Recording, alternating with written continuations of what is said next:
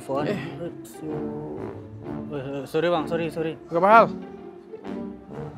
Kagak.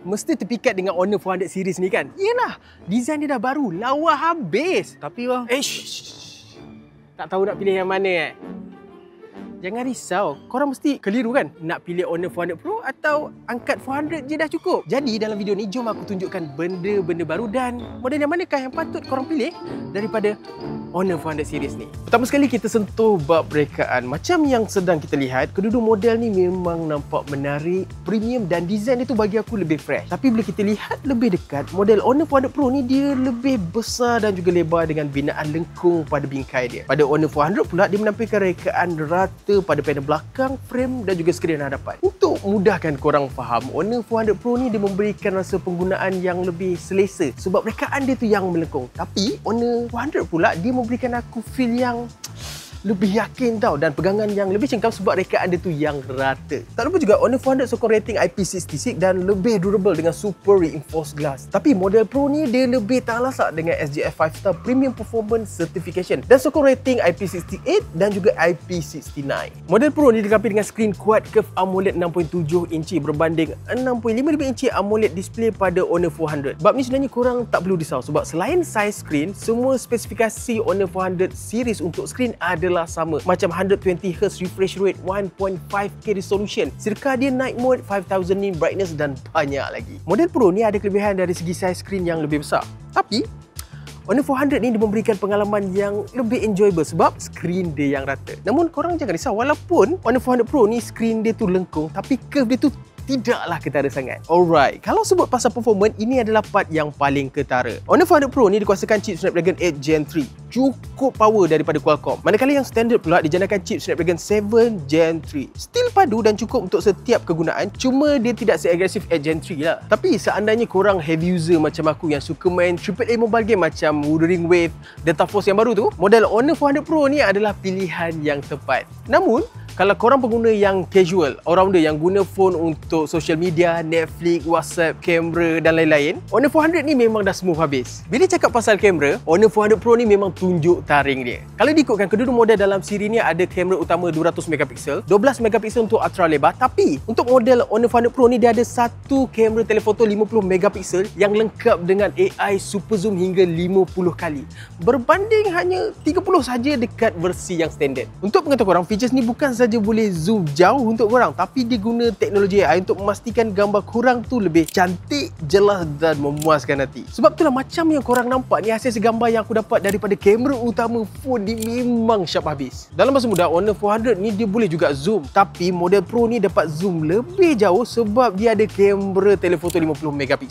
Untuk kamera selfie pula, kedua-duanya ada menggunakan 50MP portrait selfie camera.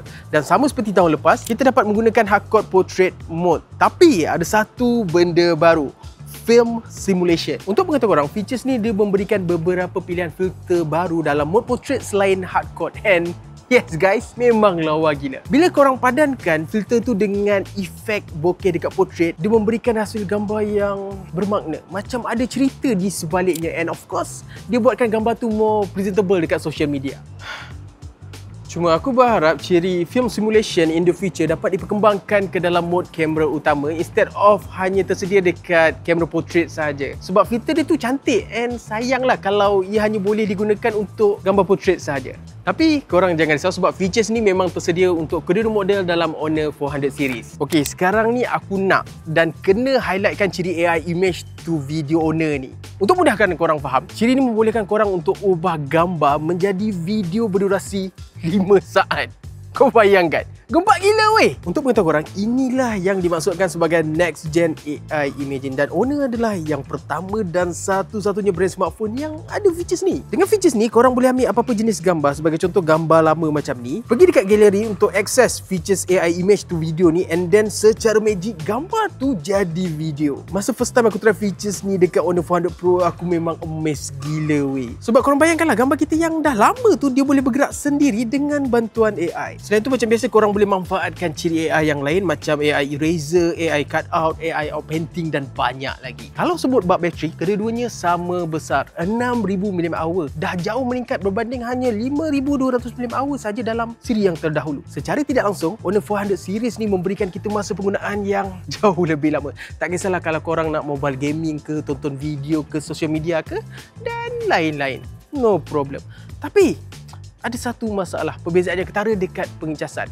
Yang biasa 80 watt, tapi model Pro 100 watt supercharge dan 50 watt wireless charging. So kalau korang ni jenis on the go, tak suka tunggu lama-lama, Honor 400 Pro ni is more convenient. Tapi bila kita lihat tanda harga jualan Honor 400 ni, charger 80 watt tu sebenarnya bukan setakat laju tau, malahan lebih daripada cukup. Dan kalau korang bukan fan wireless charging, yang biasa ni pun sebenarnya memang dah sufficient. Last but not least, macam biasa, Honor 400 series ni dipadankan dengan macOS 9.0 berasaskan Android 15. Yang mana korang boleh guna, enjoy dan manfaatkan ciri Honor AI macam Magic Portal, AI Translation, AI Subtitle dan banyak lagi ciri AI yang lain dekat galeri foto macam aku ceritakan sebentar tadi. Jadi, macam mana guys? Personally, seri Honor 400 kali ni memang lawa habis dengan perubahan ketara dekat rekaan fizikal dia.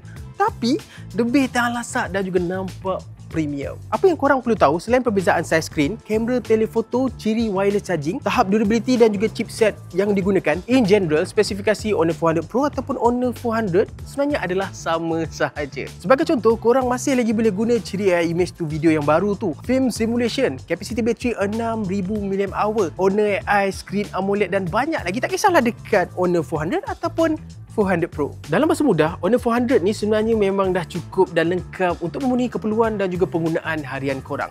Tetapi, jika ada bajet yang lebih, serius, pilih je Honor 400 Pro ni. Upgrade yang korang akan dapat tu memang sangat-sangat berbaloi dengan duit yang dibelanjakan tu. Jadi korang kalau sana yang berminat boleh melakukan perampasan sekarang juga dan akan dapat bermacam-macam hadiah menarik seperti yang korang lihat ni bagi pembelian untuk model Honor 400. Dan jika korang pilih Honor 400 Pro, korang akan dapat satu Fujifilm Instax Mini Replay dan 1 tahun extended warranty.